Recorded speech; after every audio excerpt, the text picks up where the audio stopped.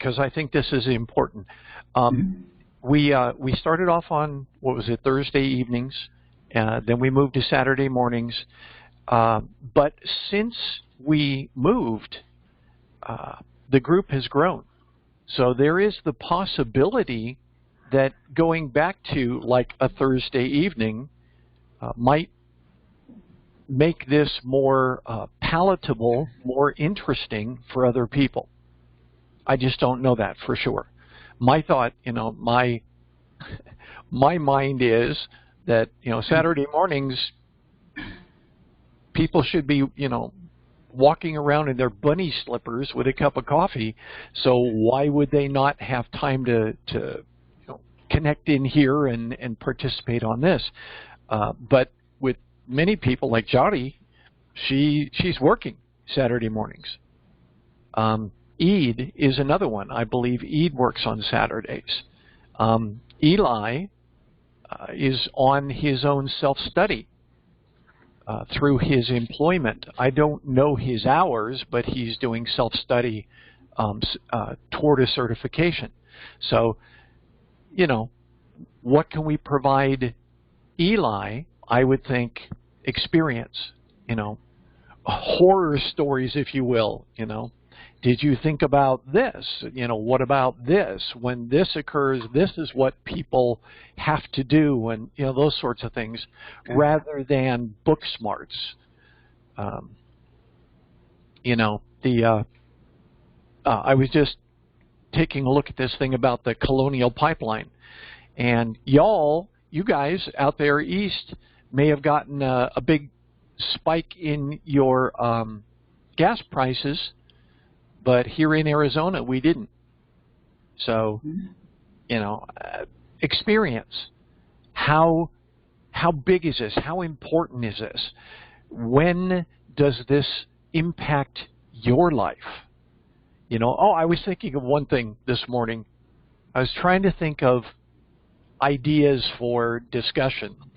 And I was going to have one that basically said, challenge us to demonstrate to you why cybersecurity matters to everything that you're doing. In other words, your job, your employment, your banking, your loans, your credit cards, your emails, all of those things tie together these days. To use your example, Doug, your fish tank thermometer, everything's tied together. And it's important for us to help people recognize that they can be part of the answer, or they can be part of the reason why an answer is needed. Apathy just doesn't work these days. Sort of like, oh, well, somebody else will do it. That's sort of like presuming that the police will always be there if somebody starts knocking your door down. It may or may not occur. So why not plan for that? Anyway, just some thoughts, some topics, some ideas. Chris, any ideas, any thoughts? Let me unmute first. Yeah. Something I was thinking about on Friday, but I was doing other duties. You had it up on video about the Colonial pipeline ransomware, and was going deep into that thought process of it. One of the questions that came up, it was a news article I saw in the Wall Street Journal, and the CEO had a really tough decision to pay the ransomware or not. And I'll read in the bulletin boards different sides of how you should handle a ransomware attack. Do you just go ahead and pay the ransomware and pray to whoever that everything's fine when the decryptor comes through, which was never the case in the Colonial pipeline? Or is it better to have a disaster recovery plan, a DRP, that would help you out, but do you have the money to actually have the tools to help you out or do the backups. And the CEO from the Colonial Pipeline came right out and said, I had to make a very tough decision to put something back online that if I didn't put back online immediately, there would have been a big disaster, not just for the company, but for the nation. That's, if I find that Wall Street Journal article again, I will share it with the group.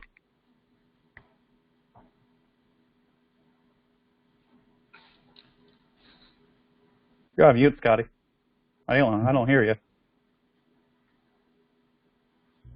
Yeah, normally I stay unmuted, but this time as a courtesy, I muted myself. So sorry about that. I started talking and you guys weren't ready for me, or I wasn't ready for me. Right at the very beginning, we're talking page 3 of the Security Plus study guide that I have, the Cybex study guide. They start talking about risks, defining risks, and that sort of thing. And remember that one of the challenges we have in the cybersecurity profession is demonstrating the business value of all of this technical, gobbledygook. This magic, show me this whatever, and it's going to make things work for us. Well, it's not quite so simple as that. But you start with evaluating what are the risks. And most CEOs don't understand the risk, don't comprehend the risk. All they do is they turn to somebody and say, you're smarter than me, you tell me what we should do. And correct me if I'm wrong, Chris, but I heard, and I didn't verify this, but I heard that Colonial Pipeline did pay $4.4 million. Yes, that's what I heard as well. Yeah, to the ransomware guys. Oh, that brings up another real quick side trip here. Back in the day, you used to be able to track the money and be able to tell, even if somebody, let's say a bank robber had a mask on, well, we're talking pre-COVID mask. Well, a bank robber had a mask on and robbed, $90,000 from the bank. What the Federal Reserve would do and the FBI would do is they'd watch, for somebody who deposited $90,000 in their banking accounts or something like that. They would watch the money, where it arrived and where it departed, to try and track down these criminals. Cryptocurrency, on the other hand, provides a layer of anonymity that modern investigative teams are having a big problem with. It's my understanding, I'm just presuming this, that Colonial Pipeline paid the $4.4 million in the form of cryptocurrency. And if they did, that basically means, in short, it means that money disappeared from the grid. Another article I read, and I want to preface this article as a breaking news. It came out immediately, so please take it for what it's worth. There were certain groups of people who are watching the hacker community, or the dark side of it, and they said everybody, the ransomware gangs, just went quiet and silent during the time when the dark side group got their money. And I think I remember talking to you about this last week, Scotty, was, hey, these guys are in the business to make money. They are just as a business group as any other business. And if they find ways where they will lose business, they would do those strategies, even going quiet and silent after a big attack. That their comments were that a lot of these hacker, these little dark side groups just went completely silent after the attack and after the money, because they knew they were going to get tracked. That was according to the article. But then again, the article is to be preface of it was brand new. I'm not sure the accuracy of it, and Right. it was not a very reliable source. Well, that we talked about this last week, Chris, you and I, and that is that the information that reaches public knowledge sometimes is lacking. I mean, there are key components that are not allowed or not divulged or still classified or whatever, and so therefore you've got to be really careful about when somebody releases information. You've got to be careful to ask yourself, is this all of the information? Does this comprise the totality of the information that is available? And in many, many cases, the answer is no. So you're right about everybody going quiet. And what I thought of, and let's go back to modern day culture and media and entertainment. In the movie, what is it? Die Hard, A Good Day to Die Hard, or whatever it was, the one where Timothy Oliphant was supposedly hacking into the Federal Reserve. And at that point, Bruce Willis and whatever the other guy's name is, they show up at this guy's house in Baltimore, and he's supposedly this great big monstrous hacker, lives in his mother's basement. But the point is, this guy reacted like, "What are you doing here? I'm trying to stay away from all of this because it's not me." And, that's the same sort of response I think of when somebody, something goes on and people start saying, they're the ransomware was paid or whatever. All of these other folks that have any knowledge of the ransomware transactions suddenly goes, "Ooh, I don't want to be anywhere near this because all sorts of people are snooping." And they could, for example, be looking at my bank deposits. And sure, that is a very understandable reaction, but that gets into the black hat, gray hat, white hat discussion. And we were going to talk about that too. That's going to be coming up in an upcoming week. One of the things that I believe, and this is just me, but I did read it and have verified it in the study guide, but a gray hat is basically, in my opinion, not a white hat. Okay? A white hat does things for the greater good. A white hat only does things that are considered to be, let's say, above the line of ethical questions. If you, for example, an ethical hacker, you get approval in writing to do things like, try and attempt intrusion, attempt against, let's say, a bank or a point-of-sale system or whatever. You get approval to try to break it. You don't just try and break it like in the movies. You don't just try and break it and then show up and tell the bank, "Well, this is what's wrong with your security." They'll shoot you. So gray hats, and I've read this in my book, gray hats are in the area that we think of when we talk about that cryptocurrency and all the ransomware discussions and stuff. You're in the realm talking side by side with people who could be perpetrators. Yes, it's helpful to get smart about it, but sorry, Doug, he'll be back. But the challenge you run into is, how do you retain your white hat position so that you can then tell a prospective employer that you are indeed a white hat and you're not a gray hat, you know, oh yeah, I'm a white hat Monday through Friday, but I, you know, dabble in mysterious things on the weekend.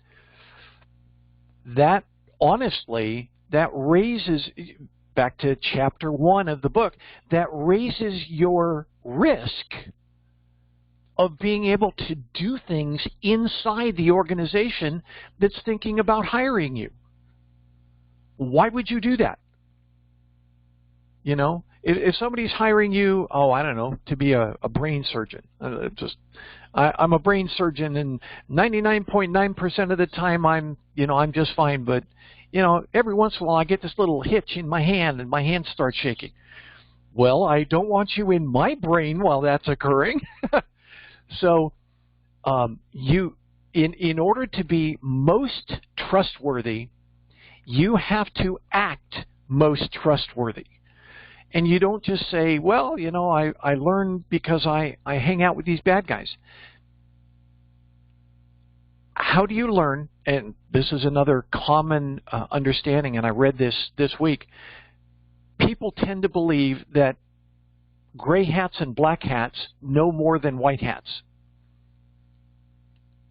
And, well, I see your head shaking, Chris, but the point they make is that the gray hats are more comfortable wandering around in the dark realms than the white hats are. I shake my head because I see it more as a chess match more than a competition, if you get what I'm saying. I don't think one is better than the other. I think one has the first moves. In chess, you always have and I don't want to avoid the terms black and white here, but team one always makes the first move. Now, in our case, it would be the bad guys. They're going to make the first move. Team two is who's in the defense here. Am I saying that the bad guys are always going to win? No, that's not the case. In chess, sometimes the good guys do win. That's right. I see it as a chess match more than I see it as a competition. And you can study a lot of this and even practice it in safe ways. You don't have to go try and, you know, hey, I wonder what's going to happen if I go try and hack into disa.mil. You know, you don't have to do that. There are ways, and you've described some of them, Chris, with capture the flag, with sandboxes, with virtual honeypots, those sorts of things, to where you can take the position of and act in the manner of a black hat. But it's under very controlled circumstances. It's not just you deciding to go out and, well, let's see if, you know, Walmart.com is secure. No. SANS, you actually have a nice little video here that you are showing from the SANS Institute. On their capture the flags, they make it big and bold to stay within the realm of the platform, of the capture the flag platform. And they tell you to not use any of these outside the platform at all. They actually highly suggest you stay on a virtual machine or on their site, because their site actually is a controlled environment with, best way I can explain it, and probably incorrect the way I'm saying it, is they have a control network of 192.168.x.x.x machines that's within their site that you're allowed to touch. But they said anything outside of that, don't touch. Or we're not responsible if you touch it, and all of a sudden some guys and gals in nice suits come knocking on your door and saying, what are you doing? Yeah, and let's go all the way back to the beginning of what we would call cybersecurity, the movie War Games, where they talked about that. And, you know, good old innocent Matthew Broderick, his character in this movie, is trying to find game sites. by dialing, and maybe finding game sites that he can play for free. In the end, he dials in and gets, the DoD and all this sort of thing, a DoD computer backdoor that was undocumented and all that. But that is probably not very likely that you're going to stumble into something that is a question of, ethical, should I be here? Most systems, and in fact it's a responsibility of the system owner to make sure every time you knock on the door of a system, it basically says, unless you're here for official reasons and you are an authorized user, you are not allowed to be here. And that is literally, that is included in nearly every, all the ones I'm aware of, every gateway into every system, there is some sort of warning that says, if you're not supposed to be here, don't be here. And it comes all the way down to and includes, if you remember in Matthew Broderick with his little 1200 baud modem or whatever it was, it would pop up and it would say, log in, whatever, and then it would say military system or whatever. And this is a requirement, I'm pretty certain it's a requirement that says if you run a system and it has access from externally, you have to tell people that they're not allowed to get to it unless they're authorized. So again, the chances of you reaching that warning banner are very high. You're going to get to something and it's going to say, if you're not authorized to be here, don't be here. That's the point where you decide whether you're going to be a white hat or whether you're going to be, just playing around, which puts you into that gray hat realm. You may not be trying to do anything mean or nasty, but you are still violating that warning. It's like, somebody says, no trespassing, trespassers will be shot on sight. You can expect that that sign is not there just for fun. So find a creative way to do this, but not a way that gets into somebody else's business. And there are ways to do it. There's, I saw the listing of capture the flag sites. There's a couple dozen of them, and you can play around, on Pico CTF. That's designed for middle schoolers and high schoolers, and there's a couple dozen CTFs on that one, just one site. Why not? Learn there. Start learning there. You may be side by side with a 13-year-old kid, but oh well. You can both get smart at the same time.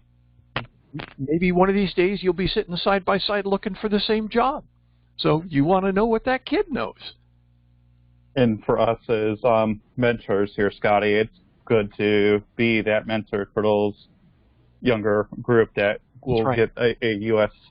Or more supply for our U.S. cyber warriors. Right.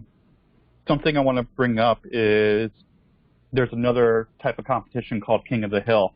And sometimes King of the Hill and Capture the Flag gets convoluted into one thing. They actually have rules now in the SANS Capture the Flags.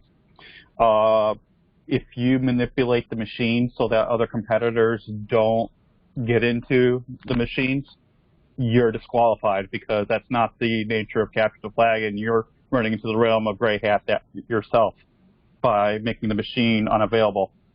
Or actually, they have people done denial of service attacks on certain machines in order to prevent people to get in. Yeah, it's the old, we can play, fair, but why make it any more difficult? How about if I just stop you from even entering the game? Correct. Yeah, and that's, I understand.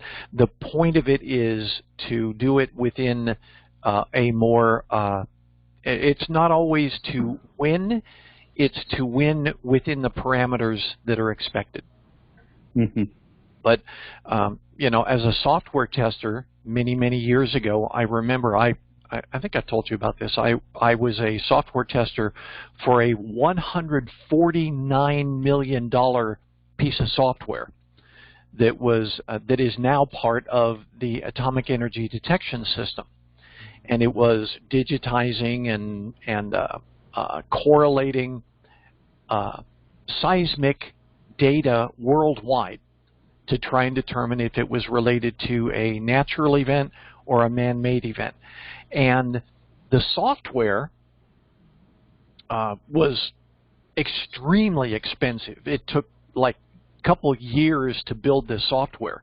And I was one of the testers, and we'd go down to Los Angeles, and they'd say, "Okay, here's our test sheet. We're gonna run a test, and it says this will come up on the screen. Press this. This will come up on the screen. Press this." And what they were trying to do is demonstrate that everything was going as designed. And they used to. I told you about this. They used to get so upset at me because I'd be sitting there and it'd say, "Okay, press F4," and I'd press J. And they'd be like, "Well, you didn't press F4. I said, "I know, but somebody's going to press J. And if you're not prepared for somebody to press J, me pressing J should have absolutely no effect on what you're doing here. In other words, don't just plan for somebody to press F4 and you're admitted or the proper response occurs. Write for nothing except F4 will be accepted, for example. Or if I type a bunch of letters and it breaks through. Yep. So and I saw another thing this week where they basically, maybe not this week, but they said the problem is in the coders, the people who write the software. Well, I would disagree because, among other things, it's very difficult to code properly when a significant percentage of system breaches occur from an insider. So it's not the coding, it could be the security controls that are going to stop this person. Something like, and you may not have seen this, but I remember seeing this in DoD. If there was something that went on and somebody was considered to be a risk, I watched where somebody would show up at the door and say, "Please escort this person out of the building, take his badge, and we'll call you when you get home." That's it. And that was a security control. That was a managerial, I think it's called a management control in Security Plus. They call it a management control. But it's also known as an administrative control. And they basically say, you escort this person to the door, don't let them back in. Anything they need, I don't care if they've got a cup of coffee sitting on their desk. I don't care if they've got a gold bar sitting on their desk. We cannot continue the risk of this person coming near the computers. Mm-hmm. And that was it. Cancel his account, lock his account.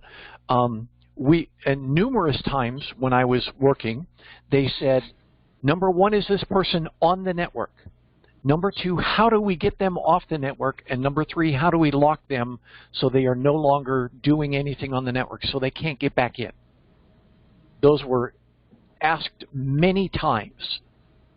Is this person on the network? Stop them. Poof! And then we worry about everything else later because, and we talked about this as well, the time progression for things that occur on computers and networks, electronic systems, could be milliseconds. You don't have time to play around. You don't have time to say, well, we're giving you your 2 weeks notice. No, if this person has a high level of access, you don't give them 2 weeks notice and then allow them 2 weeks to play around in the system with high levels of permissions. That's the trusted insider suddenly decided, or they call them disgruntled insiders. They suddenly decide, well, I'll show you. So it's not the coders.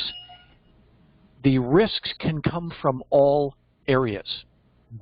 Can come from all areas. I told you guys about this many, many, many years ago, back when the internet was first starting, in the, I think it's early 90s.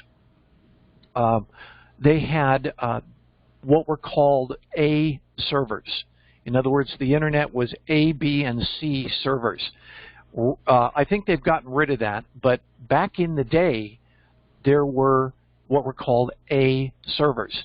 And the A server provided all of the information for the B servers, and then the C servers would go to the B servers and get things like, where do I go to find, timelife.com? And then the B servers would serve that up to these systems, and they'd go, between themselves. The A servers determined what the B servers were, for lack of a better term. If you were able to get rid of the A server, then the entire internet would stop working. Back in the day. This was, early 90s. And what a lot of people don't know, because the media didn't understand it at the time, but the people who were putting together the internet did, Vince Cerf and those guys, somebody tried to drive a truck into Network Solutions' server room 2 times in the early 90s. Network Solutions was headquartered in, I think it's Vienna, Virginia, McLean, Virginia, somewhere in that area. But that's where one of the 2 A servers was, and I think the other one was over at Lawrence Livermore or UC Berkeley. There's one on the East Coast, one on the West Coast. Had they been successful and downed that server, the internet for the entire eastern portion of America would have stopped working. One server, one truck, one incident, internet stops. So the media didn't catch on to it because it wasn't announced. It was sort of like, oh yeah, some nut drove a truck into a building. Well, this person wasn't exactly a nut. They knew exactly what they were doing. So that's why it's called layered defense, defense in depth. You have to have administrative controls, you have to have management controls, you have to have physical controls, you have to have technical controls. It's not just buy me this new software and everything will be good. It's not that easy, and it will never be that easy. What if you buy the greatest software, you implement it, it works like magic, but then somebody who implemented that software becomes a disgruntled employee? They know all the ins and outs. Or what if it plugs into one particular circuit and somebody decides they're going to down the building that contains that circuit? You have to examine your risk from all areas, all directions. All directions. So in the purpose of the Colonial pipeline, did they have somewhere on their risk log that somebody was going to go in and hit them with ransomware? They should have. Did they? Maybe not. And Chris, you said that they did not get the decode or the decrypt? They got the decrypt, but it didn't decrypt everything. Right. That's another discussion that's going on these days. And it is basically you pay your ransomware with no guarantees. You pay the ransom, with no guarantees that these guys are even capable of decrypting this massive thing that they've put into your system. They say that, yeah, sure, we'll fix you up. Give us money. But you can't track that money. You can't go back to them and say, gee, you didn't follow through. I got your money. I guess I did everything I needed to do. And the other thing that's occurring that you may have read about this, Chris, they are now discussing multiple layers of encryption. Yes, I read that. Yep. So now imagine some ransomware dude for let's call it a threat group. Let's use what's it called, the threat actor. Threat actor. That's what it says in the Security Plus.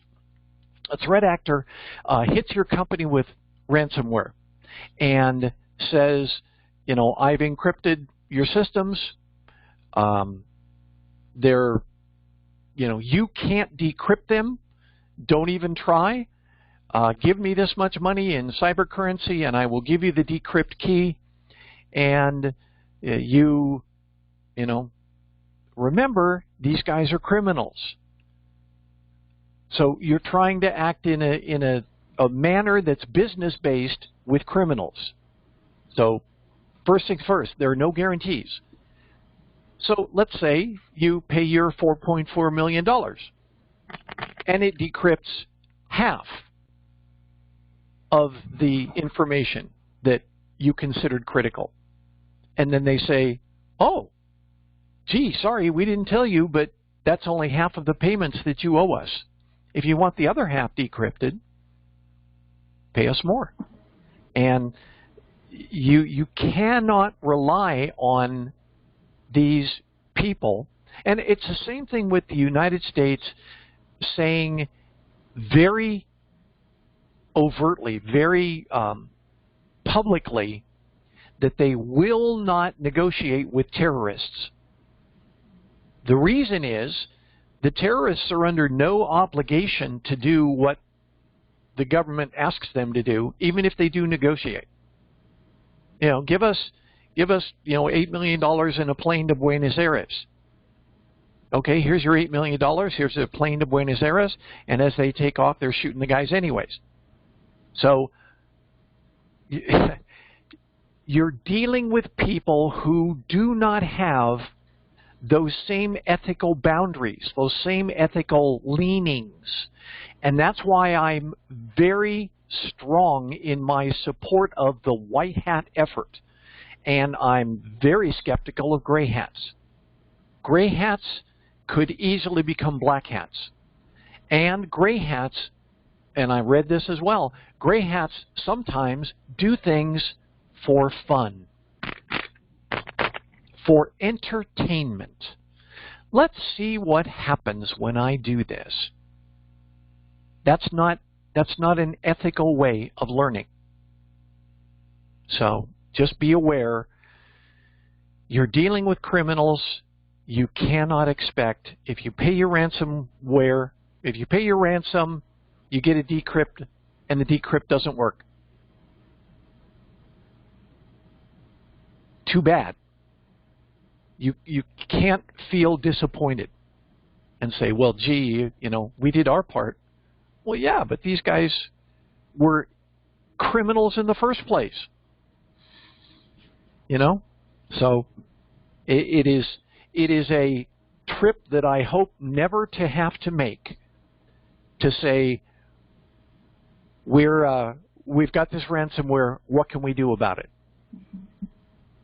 I hope that never occurs, because I'm not interested in going down that, dealing with the dark side. Mm-hmm.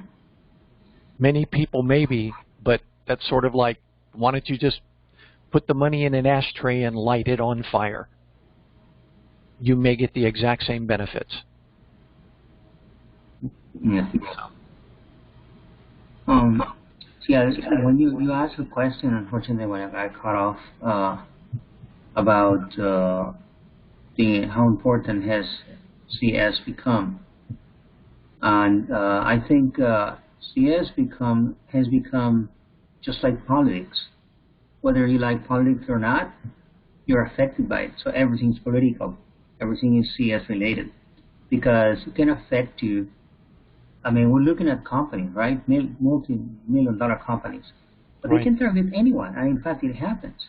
So we're talking about not just privacy. We're not just about money. We're talking about privacy, your data, your own personal data, to which everyone is entitled to, and all those sort of things. And unfortunately, I think a lot of people make the mistake of thinking that just because we're just one single guy, they're not coming after me.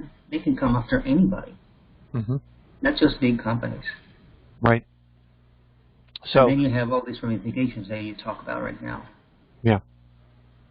You are at the mercy of other people. And that's why you have to get smart. You have to become the smartest person in the room. It's a survival mechanism. It's not a case of, I'm doing this as a hobby or whatever. No, go build trains for a hobby. But for cybersecurity, you've got to approach this with a seriousness. You've got to approach it with an intent to become a positive force in this world.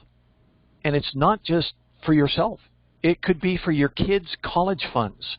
It could be for your entire retirement savings. You are protecting your way of life. And this is not something to just, maybe I'll learn a little bit about it today. No. I get real serious when it comes to cybersecurity. I mean, I enjoy doing this. This is fun for me. But it's not an entertaining type of fun. It's a very fulfilling type of fun. In other words, if you turn the handle on a machine and it makes a penny, a real honest-to-gosh penny. So, let's turn the handle as many times as we can to make as much money as we can. That benefits me. But, yeah, it's the same sort of thing as cybersecurity. Be focused on the personal benefit you can get from it. This cybersecurity career field is extremely lucrative, and the career progression within cybersecurity is almost dizzying with the ability that you can have to climb if you push. If you really get engaged and push hard at this, you can make lots of money doing it and go home at night and feel comfortable that you're helping make this a better world. That to me is what drives me. But also, the risks are too great for me to not know about this career field. Because my money's in a bank. My debit cards and my credit cards and my membership card for, I don't know, my, what are they called? Like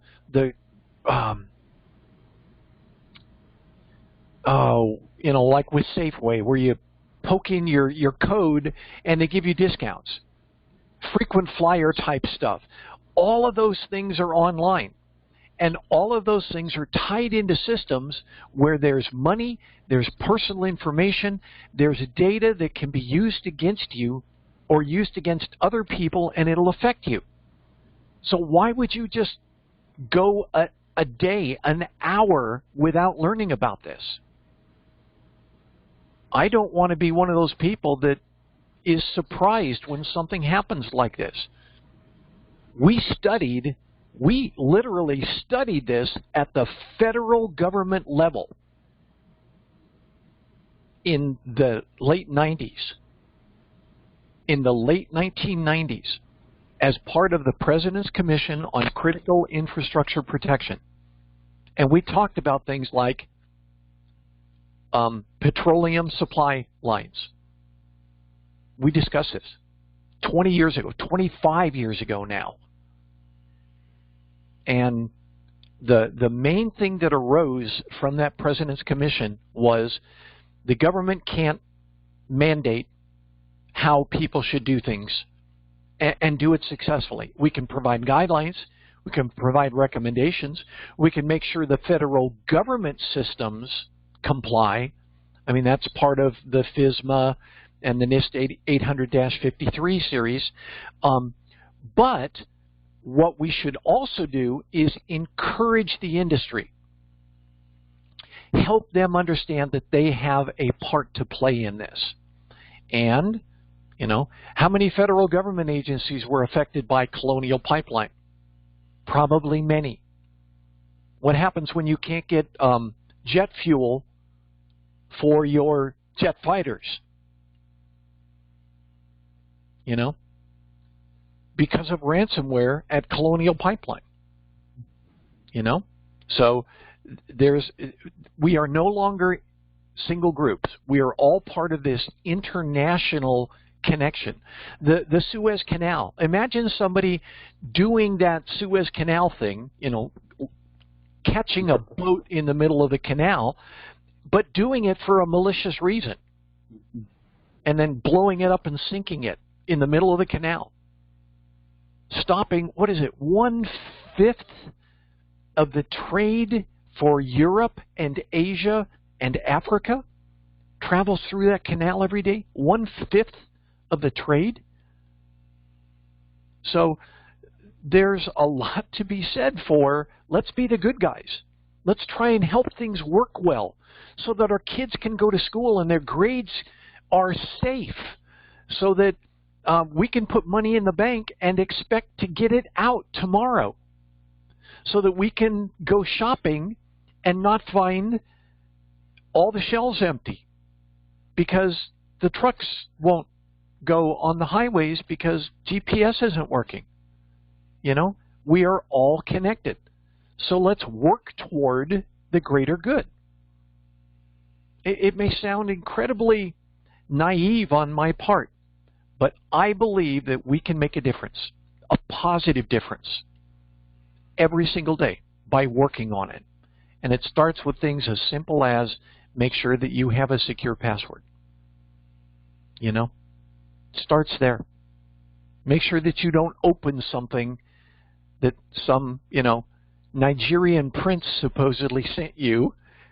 Oh yeah, I've got $12 million and I need to get your banking information so I can send it to you. Oh, okay. No. And it happens. You guys saw, I got phished this last week. I got phished. So it was a case of, looky here, this is exactly what we've been talking about. And it just showed up in my inbox. So what happens when it shows up in my sister's inbox? I feel partially responsible to help her understand the things that she's supposed to do and not do. You know, what's email? No big deal, right? Well, that's not correct. The WannaCry at, you know, our employer, we got, what, 20-some-odd thousand people on the network, and six people clicked on the email. Even with 2 walls of security, they still clicked on the email and clicked through the 2 walls of security. Yep. You told us that story. Mm-hmm. And the stuff came up on the screen that said, this may not be safe. Are you sure you want to do this? You better not click on this. You know, proceed, yes or no. 6 people clicked all the way through, said, yep. And next thing we knew, 175,000 files were encrypted on our networks. Irreparably encrypted. So how do you keep from doing that? You teach people. Be suspicious. Don't, you know, there are people who are trying to get into your pockets or trying to use you to get into somebody else's pocket.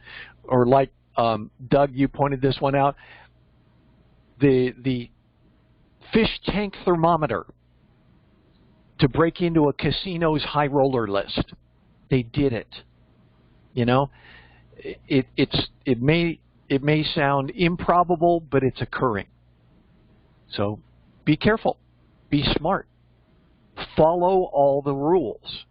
Change your passwords. Make sure they're secure. Encourage your family to do the same. Don't just say, well, you know, she's my mom and, you know, she doesn't, you know, she has trouble with passwords.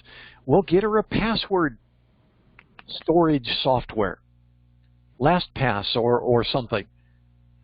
You know, what's the other one? OnePass or whatever those things are called. Teach her how to use that. And then all she has to do is say, make a new password, and off it goes. You know? Help people do things right. I can think of no better way to encourage people to be interested in the cybersecurity career field than that. We are making a positive difference every single day. So, you guys have anything? I'm putting stuff up on the screen to make sure that, you know, there's value here when you're looking at it, not just listening to us talk. But I agree, and you call it SANS, I call it SANS, but they are one of the top industry leaders when it comes to systems and network security. They really are. They started the whole security certification deal 20 years ago. The SANS Institute and SANS, whatever. Those guys. The tabletop exercises is also a good study habit to have to go along with the book you keep referencing, Scotty. Just, hey, what do you do if you're the CEO of the company and boom, your company gets hit by a ransomware? What would you do? Right. Those kind of yeah. That actually concretes the topics that are in the Security Plus and other certification exams and put it into real terms. And it's also great for interviews as well. You can answer those questions very carefully, very quickly, and very carefully about, hey, you're in this scenario, what do you do? Yeah, and you have to understand things like security controls and risk. And again, that's chapter 1. Understand why we're doing this all. Don't just jump into the technical. Jump into the reason why we have to have these systems. The reason why people decide that they're going to, you know, thwart the bad guys. Reason why people decide to be the bad guys. Hey, the pay's great. You know, the pay's great. $4.4 million. Untraceable. But do you want to do that with your life? What happens when, you know, your kids, what is it called, a 529 gets stolen? Something that scares me, and this might be opinion more than news.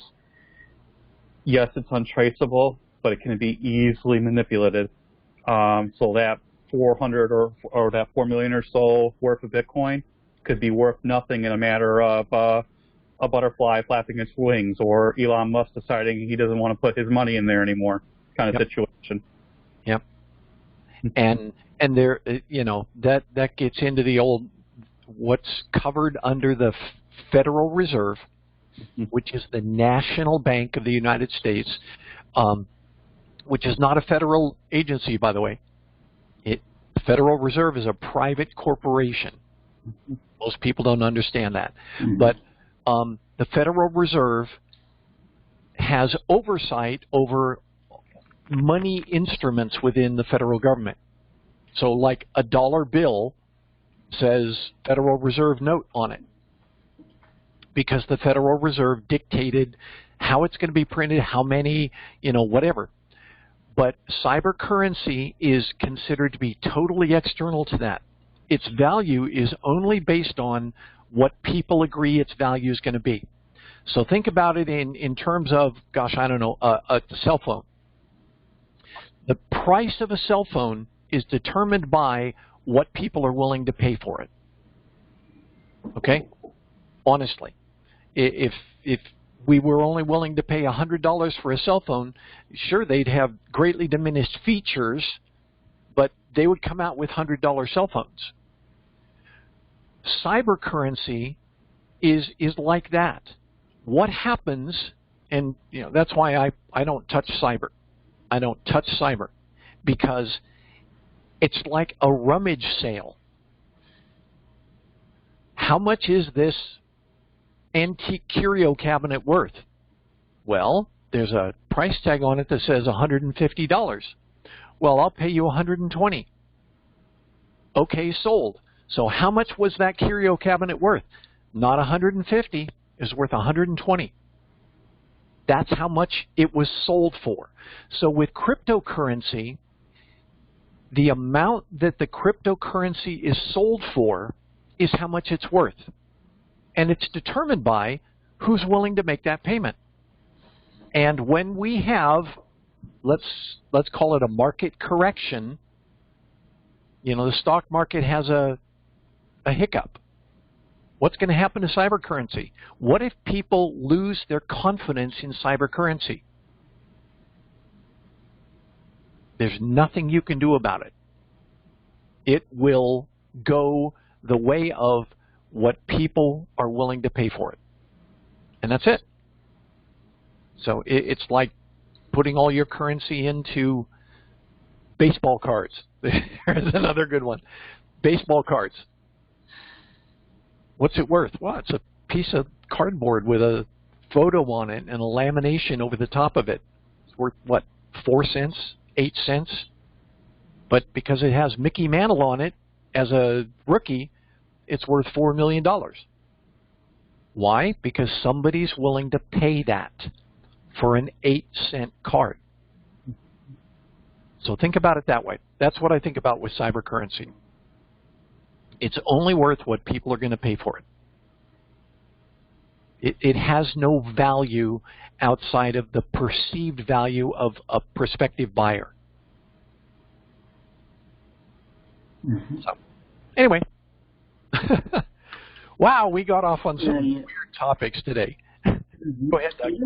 Something else that you and Chris, actually Chris brought this up, that the guys disappear after a ransom was paid. I think it might be due to some reasons mentioned that they could be trying to avoid being captured, being traced, but also I think there might be somebody who's going to slip and they're going to try to enjoy their spoils. Mm-hmm. And so hopefully something can come out of that. I don't know how usual that is, but I think that could also be another reason why they go silent. Sure. And I will tell you, risk management is done both on the black hat side as well as the white hat side. And somebody determines, is it worth our effort to hack Colonial pipeline? Is it worth it to us? And somebody decided, yes, it was. Do we think we're going to be successful? And somebody decided, yes, we do. So they did it. Anyway. Anything else, guys? Chris? No. Okay.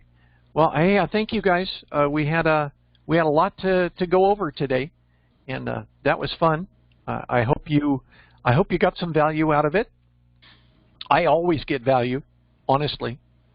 But remember, we are not training. You should be doing something separately to do your own training.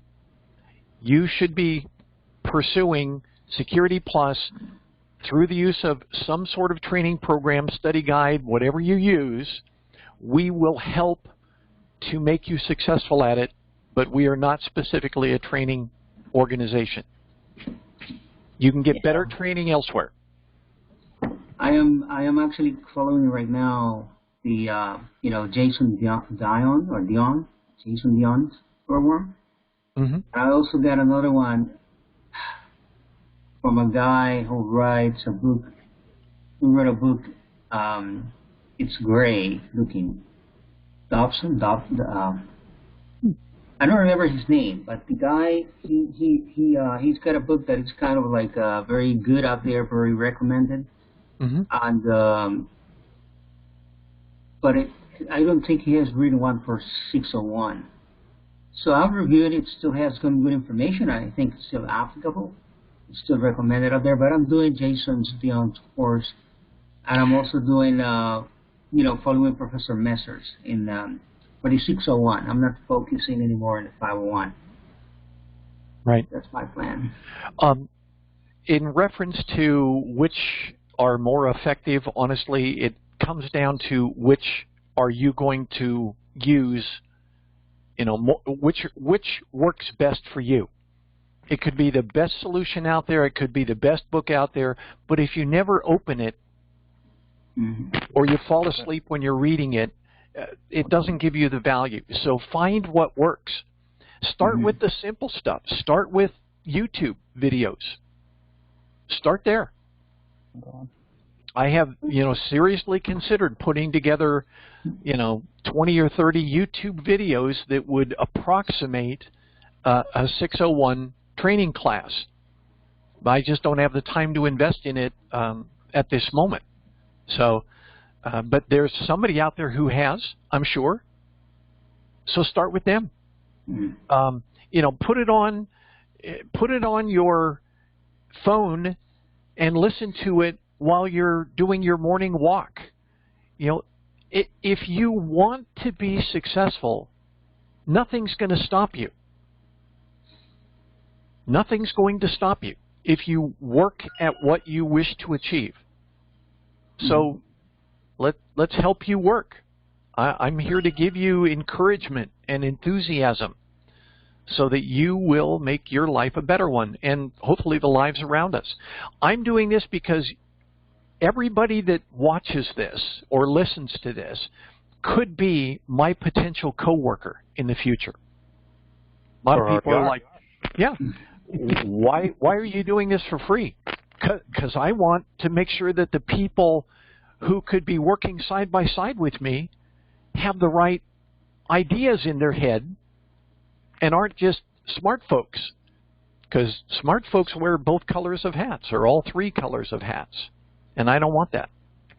I want smart folks that are dedicated white hats. So. My Security Plus journey is I'm doing a summer study group with my Howard Community College, CyberSecurity, DHS, NSA, right. And I'm thinking about doing either a Tuesday evening or Thursday evening for the school, and then the other day is going to be for open to the public purpose. So I want people to learn those materials as well. And it's great education out there. Myself, I'm doing Network Fundamentals and actually learning the Network Plus before going into Security Plus to start there, and then go to Security Plus much later down the line.